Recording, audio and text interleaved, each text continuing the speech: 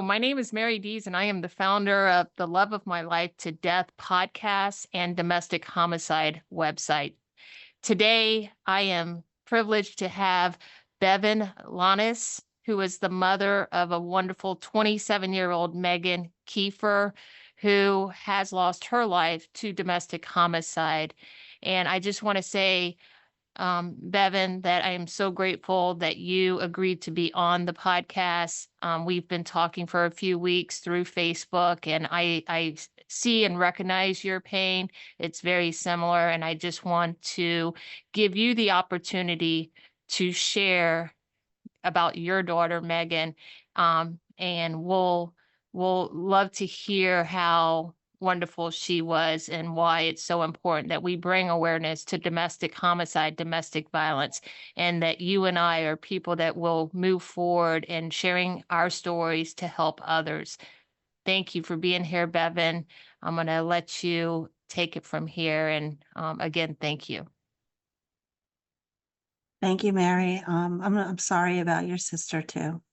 And I'm sorry that you're on this journey. I'm sorry that there's so many of us on this journey. When I think about my daughter, I think about what I said at sentencing. And to know her was to love her. She would drive you crazy. She was an enigma, but she was such a good-hearted person. And that was the one thing we heard from so many people at her funeral that we didn't know, was how she would always try to help them, even when she wasn't in a good place herself. Meghan, she was my firstborn child. She loved food. She was a total foodie. She loved anything from Taco Bell to sushi to steak. She enjoyed cooking. She was actually really just starting to get into cooking. She loved her sisters and her brother, her grandparents, her uncles, her aunts, her friends. She loved animals, loved all kinds of animals, anything from a ferret to a cat to a dog to you name it, she loved them. And she just loved tattoos, scared to death of shots and needles, but tattooed head to toe, which always cracked me up because I'm like, that's a needle. She had a lot of bad things happen to her in her life. She had a lot of bad events happen to her that started from one bad incident in high school. But she always tried. She always tried. And she was just getting to like a real good place in her life, where I think she really realized, she needed to start focusing on herself more and try to start healing herself. It was hard for her to do that part. But she was my girl, my mini me. Everybody says that she was my mini me. And then her other sister looks just like her. Yeah, she loved getting her nails done and her eyelashes done. One of my favorite videos is that she sent me. It's where she thinks she found a wrinkle on her forehead. Like, you're 26 years old. She's like pointing at it and she's screaming, "Is this a wrinkle?" Yeah, but she was feisty, strong-willed, stubborn, sometimes not in a good way. But she would help anybody. Wow. She would help anybody. So she had before she started dating him, she had been in some other abusive relationships. She seemed to be drawn to people who were not great. I think with the desire to want to help fix them, because then she didn't have to focus on healing herself. So she'd been in quite a few abusive relationships. In this case, she had left. It was her apartment in Albany. She finally got her own apartment. It was when she could afford she was working and she could afford the apartment. And she was very proud of it, very excited for it. And then they were dating and he had kind of slowly moved in. They got a puppy. He bought a puppy for her birthday, and they bought a car together. But his behavior was just escalating, not getting any better. And she was done. And he wouldn't leave. And in New York, he didn't have to, because our laws are once you're in, it's very hard to get people out. So she left and she came back down to the island to stay with her grandmother and help take care of her grandmother. Um, and a couple of weeks later, he followed down with the dog and the car and kind of that whole post-separation abuse that happens. And he would stay there and stay other places. And she said that they weren't together. And I think sometimes maybe they were and then they weren't. But she was working, she was bartending, and some of the girls would say like he would come in there to the bar and they didn't like him. They felt he was like too possessive and too much monitoring what she was doing. And I think with her grandmother coming home from rehab, she just was like enough was enough and he had to leave. And she had texted me that morning that she needed him to leave and he didn't want to leave, but she didn't want to call the police. And could I help get him out? And I'm like, I can't get him out. Like, you have to call the police if he's not going to leave. And then I called her that afternoon and she was all happy he was leaving. He didn't have a place to go, but that was a him problem, not a her problem. And she was done. And, I said, well, maybe now you can just take the time to really, really just focus on yourself, like healing yourself and getting yourself healthy and doing what you need to do to heal. And she sounded upbeat and she was going to call me later. And that was at 3:35 in the afternoon. And then about an hour and 10 minutes later, she went back to the house. His stuff was all packed up. She went back to the house. I guess he had her debit card or her credit card because he didn't have any money of his own. He just used all her money and her grandmother's money, whosever money he could get.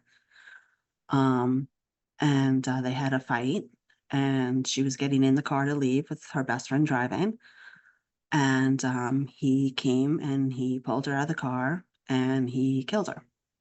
I just never in a million years, like even when they called me from the hospital, they were like, we have someone here that we identified as Meghan Kiefer. Like when I look back now, I realized that she was dead when they called me. And you're her next, you're her emergency contact, and we need you to come down. She's been in an accident. And I'm like, an accident? Oh my God, a car accident. In my head, I'm thinking she doesn't have a driver's license. She's driving her grandmother's car. She's not licensed. This is just going to be a mess. And I'm like, what kind of accident? A car accident. And they're like, no, she's been stabbed. And I'm like, stabbed? Like, that just makes no sense. No sense.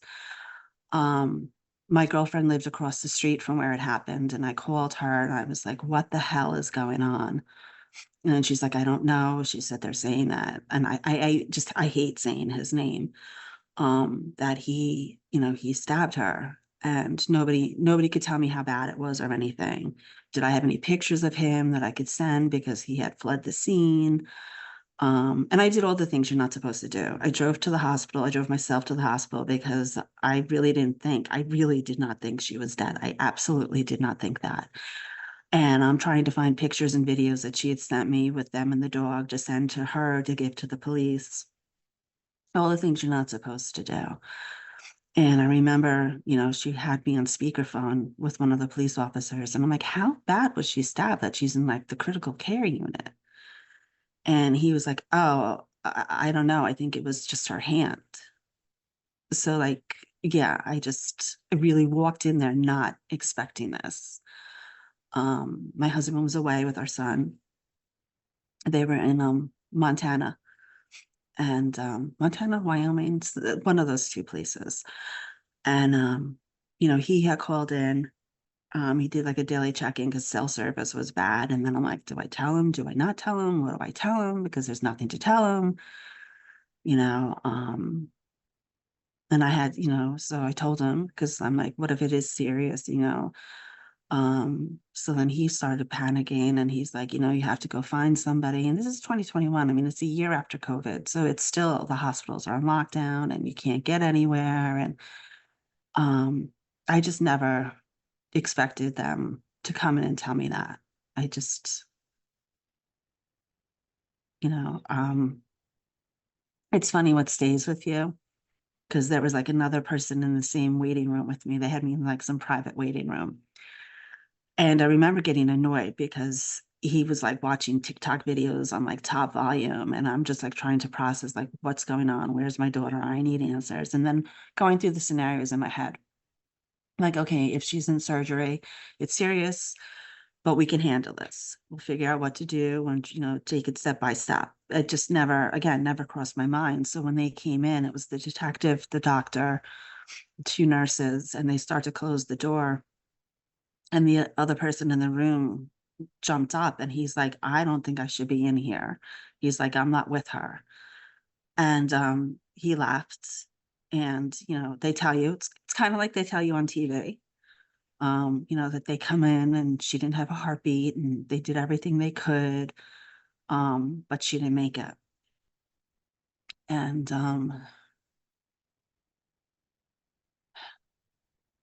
you know, I asked if I could see her, and they kind of like, I could look back now, and they kind of looked at each other like a little horrified, but it didn't register. And they were like, no. And then I still talk about the detective because I don't for the life of me recall his name, but he was like this tall teddy bear of a man. And he had tears in his eyes. And he's like, I'm a dad of three. And he's like, you don't want to see her like this.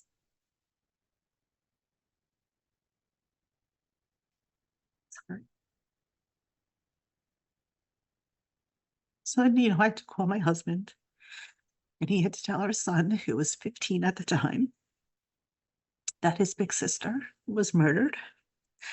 I had to tell my other two daughters. I had to tell the grandparents, all these people who loved her. Um, he had he had fled the scene. So at that point, there was nobody in custody. But they had gotten him, I think, Sunday into Monday, or Sunday evening, they found him. He was on a bus in New York City trying to flee. But according to him, at sentence at the plea, when he took the plea, he denied fleeing. He was like, oh, he was just headed out on a much needed vacation. He was just such a narcissistic jerk. I mean, just the level of narcissism and entitlement with him. Never once took responsibility for it. It was everybody else's fault. It was my fault. It was her friend's fault. It was her family's fault. It was everybody's fault but his. Um, you know, her poor best friend who was there and saw the whole thing. So she deals with the aftermath of that level of trauma that's never going to leave her. And since then, I've gotten to talk to other moms across the country who've buried their children to domestic violence, or people like you who've lost a sister, people who've lost a brother. And it's astounding how many cases there are. And it's more than one a day. And I don't understand why nothing's being done about it. I don't understand why there's not more laws and more policies and more procedures in place to stop this, because there are things that they can implement to help reduce the risk. I mean, some of the things I think about would not maybe have saved my daughter, but they would have saved somebody else if they did them, and they don't. And there's such simple things that it boggles my mind. So now I'm just trying to make changes here in my state, New York, to laws and policies and procedures on a state level. I don't want county level anymore because it's whimsical, and there's 62 counties in my state. So all the counties should be following the same page, because it's somebody's life, and these deaths are preventable. A lot of these deaths are preventable. And something has to change, because we have to stop this. It can't continue. It's an epidemic and no one's doing anything about it except us. Right. And nobody wants to listen to us, but they have to. because until they bury their own, they'll never get it. So they need to listen to us so that they don't bury their own.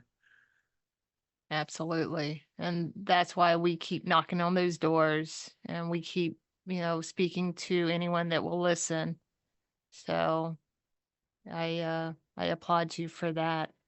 Can you tell us a little bit about how long they were together, if you saw any signs or knew of any red flags in regards to their relationship?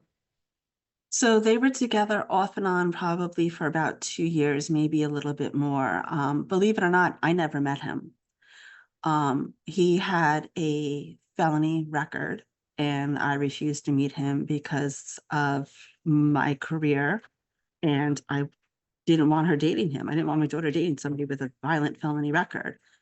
There was definitely red flags. There was definitely issues, and I talked to her about them. She had filed domestic reports, incident reports, police reports against him before. One time when he was on parole, there was another incident where he had attacked and beaten another girl, and he had done time upstate prison, and he got released to parole, and he was on parole when he had an incident with my daughter. But because the systems here aren't connected in like a central database, parole was never notified about the violation.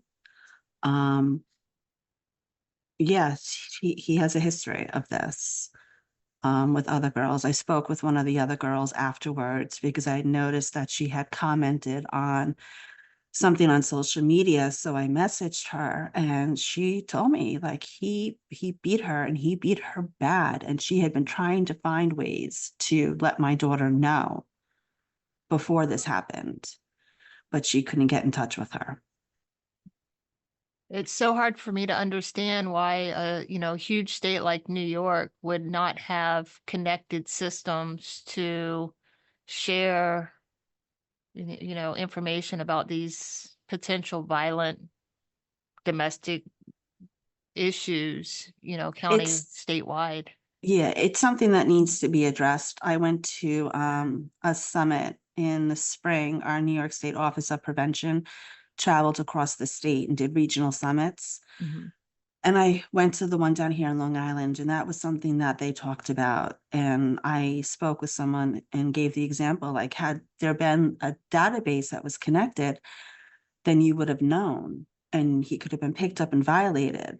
And not that I'm saying it would have saved my daughter's life, but we'll never We don't know. know. We don't know. We'll never know. Right. And, some of the women I've spoken to now, they feel, and they make a great point.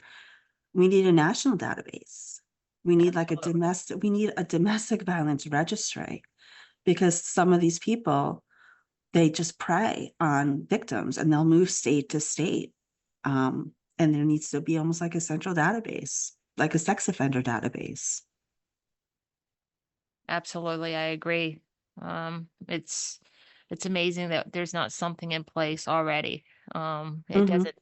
It's happening every day. You turn on the news, and every state pretty much has domestic homicide, and we definitely need to fight for such a database and not only request it, demand it. It's not mm-hmm. that difficult. It's not. It's already, the whole premise is already in place. If we have one for sex offenders, why can't we have one for domestic felony offenders? Like, I don't understand it. It's the mechanism is there, the tools, the mapping process, it's all there. You just need to tweak it. You need to figure out what your crimes are going to be to get to your score levels of 1, 2, and 3. You need to figure out who would be a lifetime, registrant versus a 5, 10-year registrant. But people should have the right to look this up, because the abusers are so good at the manipulation and the hiding, and it's never them. It's always somebody else. And Right. we have to do something to protect everybody else, because this has to stop. I mean, it's crazy. And when you talk to people, even like outside our country, there's a woman, her first name is Laura, I'm drawing a blank on her last name, who does some podcasts also. And she's from England, and she was high up in law enforcement there, and she helped implement a whole program covering coercive control and their DASH, which is like their domestic assessment risk form for if a case might like escalate to a fatality.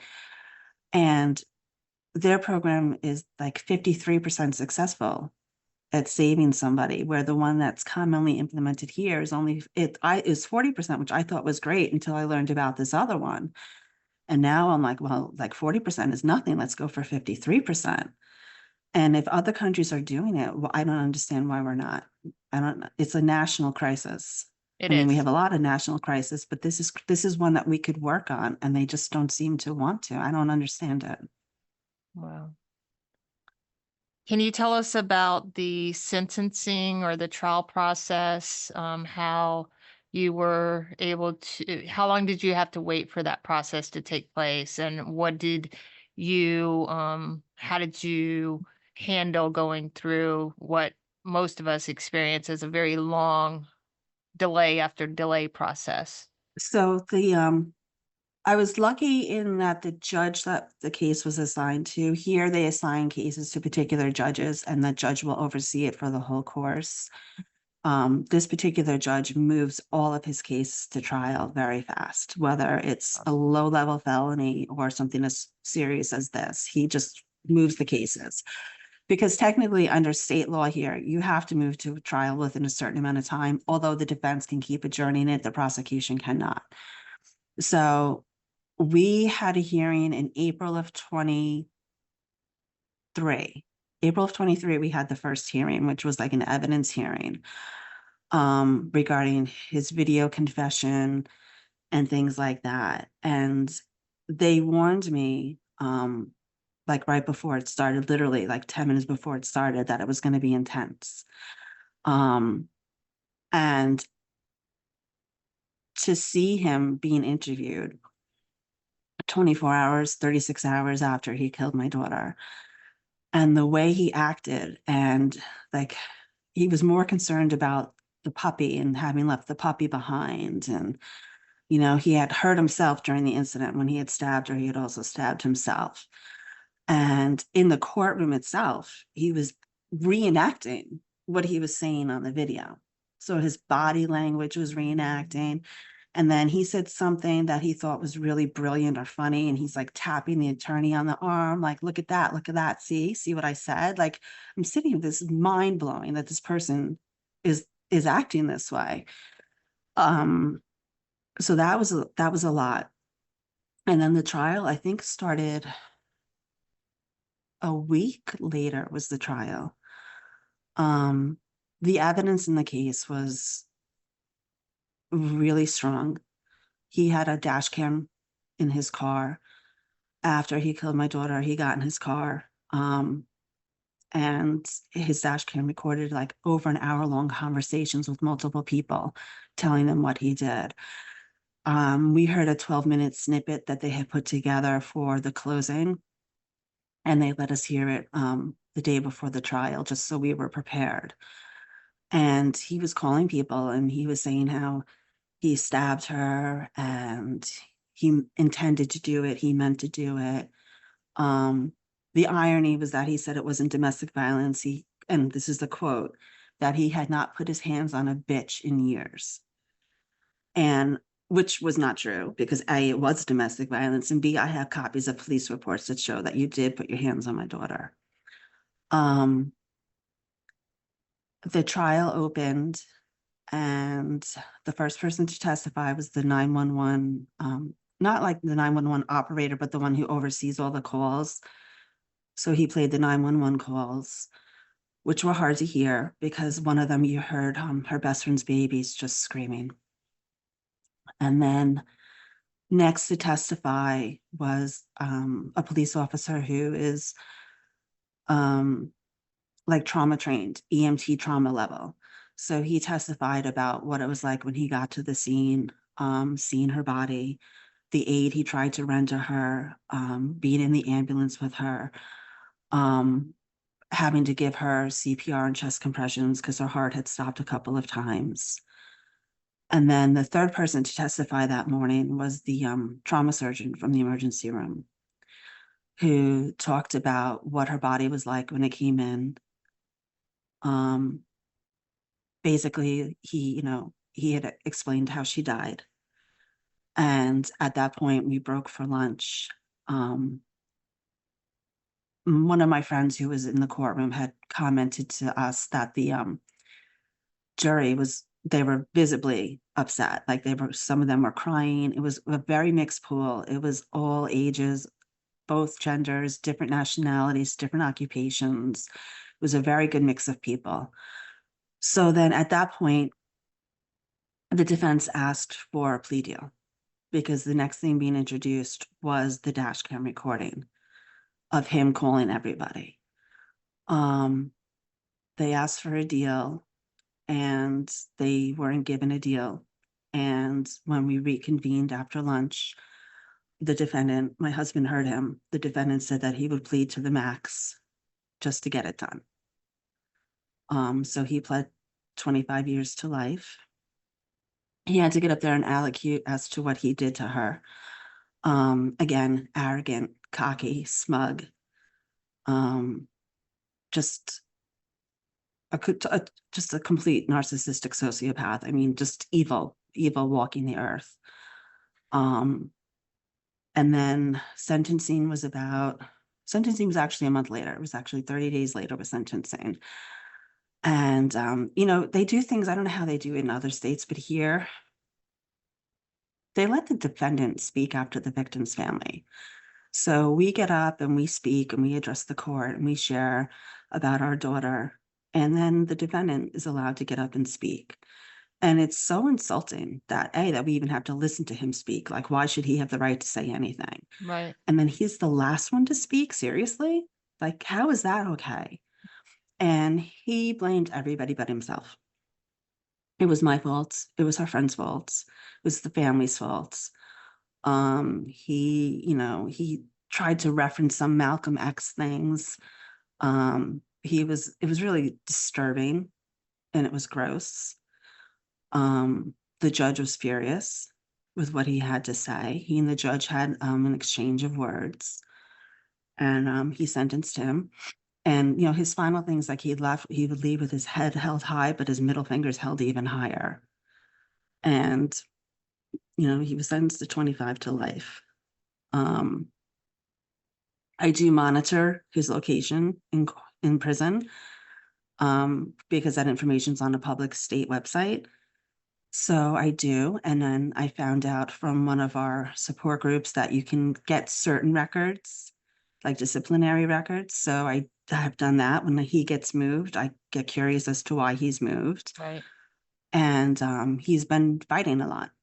Hmm. He's been we don't have solitary in New York, but he's been spent to what's called a special housing unit, where for 20 days they're in their cell, I think for like 20 hours a day, I think. And then after that, they step down and they're in their cells for like 16 or 18 hours a day. But because he's fighting, he's not getting along with people. And it's prison. I know that happens, but it just goes back to the type of person he is. He's just, no one from his family came out. No one came to any single court dates. No one came out for the trial. Nobody came out to visit him, nothing. And his mom is actually heard on one of the dash cam recordings saying to him, "What did you do?" Wow. Yeah. And, he's hopefully in there for life, and hopefully it's not long. Someone like him can never be fixed. Right. Was he given a plea deal prior to going to trial? He was never offered. No, the evidence was too strong. Right. There was DNA evidence. So when it started with when he backed up the car, you could tell by the dash cam, like he came very close to running my daughter's body over. But by doing that, he got blood from the ground transferred onto the car. He had her blood on him when he got in the car. He had the weapon on him when he got in the car. So there was all the blood inside the car. He abandoned the car, and the place that he abandoned the car, apparently just the day before or the week before, had just put in security cameras. So you see him getting out of the car, you see him changing his clothes, and he left the car there with the weapon in it. So, and then the dash cam was in there. So the car was called in as abandoned, and the owner of the property had moved it to like across, like out of his parking lot across the street, because the police wouldn't come and tow it and consider it abandoned if it was on his property or something like that. So the police came, they saw the car in the street, and they did everything they knew, because there was a lookout for it.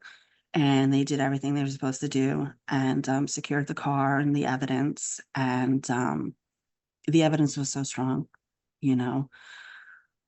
He was caught on a Ring camera when he fled in like a different town. I guess they could track by the GPS in the cars or something. Mhm. They caught him on a Ring camera in a town like 20 minutes north from where he killed my daughter, like northeast. They just, they went around and they knocked on doors. They did the work. They did a lot of work. My detectives that handled this case were amazing. They're kind and caring, and these things seem to really hit them personally. Right. They took it serious, and the evidence just, I think, was overwhelming. So there was never going to be a plea deal. And we wouldn't agree to, we would, not that it would have mattered, but they do ask the families, and we would never have agreed to one. Right. And he did try to escape to a different state. Is that correct? Yeah. So when he fled, he was caught the next day. Someone called in crime tips and said that he was on a bus in Chinatown in Manhattan, leaving the state. So they went on the bus, and he gave, false identification, and he gave a false name, but he obviously fit the picture because they had his picture. And he had a bandage on his hand because he had stabbed himself. And yeah, they took him off the bus. Wow. And Do you when know he where he was was, going? um, I think the bus was going to either the Carolinas or Texas. I know he has family in the Carolinas, and I Okay. think he has family in Texas.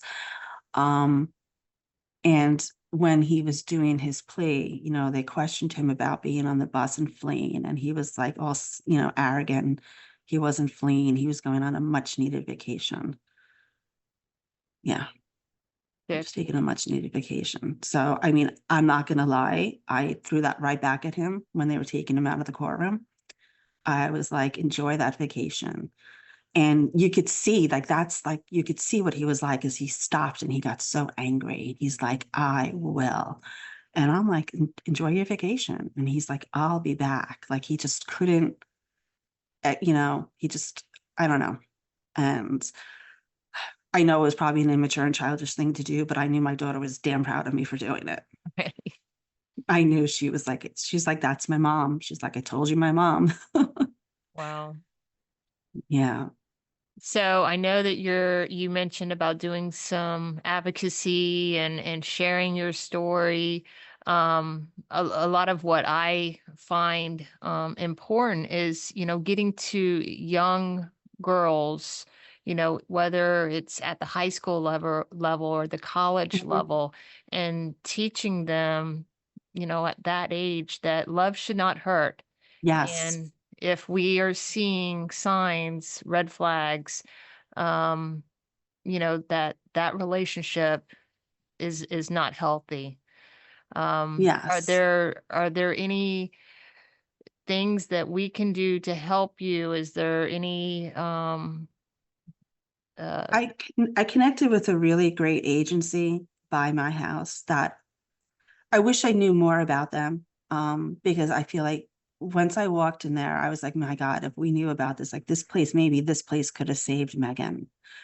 They're called ECLI Vibes, and they deal with domestic violence, sex assault, sex abuse cases, and trafficking cases and victims. And they're survivor centered, and they offer all kinds of services. They offer advocacy, court support, counseling services. They have a giant food pantry. Um, they have workshops for survivors. They have counseling groups. So they have what they call survivor advisory boards. So I sit on that with another woman who's a survivor. And we came up actually with an educational presentation, a PowerPoint presentation that we've done a couple of times. And we're actually pushing to get into some school districts this year. My school district that I'm in is one of the biggest ones on Long Island, and they're very supportive of us coming in to do the presentation.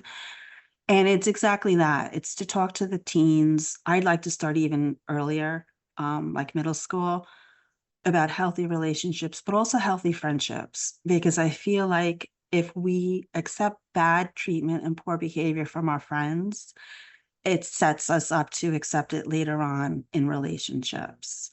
So the purpose of that presentation is to teach them what the red flags are, to teach them about the power and control wheel, and that can happen in a friendship and it can happen in a relationship, and to know the signs to look for. Someone who isolates you, someone who love bombs you, someone who has repeated failed friendships or repeated failed relationships, and it's never their fault. Right. All of those things. So we're trying to work on that to get into the schools to teach the children that. I did speak with a local state senator last week because I'd like to have a bill where it's, for that it's, I don't want to say mandatory because we already have a lot of unfunded mandates in our state. Mhm. And not everywhere in the state has access to agencies to come in to do these presentations. But a bill that would strongly encourage and support these presentations coming into the schools, starting on a scaffolding level from kindergarten through 12. Because I think in kindergarten, we could start teaching our children how to accept better behavior from friends. And you see little girls come home and this one's crying because this one's no longer their friend because they didn't Right. wear the same color. And we often brush it off and dismiss it, and certain things are kids being kids, but we have to teach our children not to accept that. Because when I spoke at one event, I told them, like, people who love you, people who really truly love you, never want to hurt you or make you cry. Right. And that's something that's really important to remember, that those who love you will support you. They're not going to set out to hurt you and alienate you and make you feel bad. So I'd like to get that started so we can teach them at a younger age. That is amazing. And if we do a video, you do a video, I would love to place it on the website as a resource. Sure. So I welcome you to, provide that if once it gets to that point where you're able to, share it with, all Sure. of us. So No, I would definitely be happy to do that. It's so important, it's because I have three daughters, and I see boys seem to be, at least from my experience, like a little like more gentle in the elementary age at that. Like, they're not doing that whole "you're not my friend" thing. It seems to be more of a girl thing. But I just feel like we really just need to teach them that, like, it's not okay. It sets them up, I feel, later on in life to accept poor behavior just to feel accepted. right. I have 11-year-old twins, and boy, girl.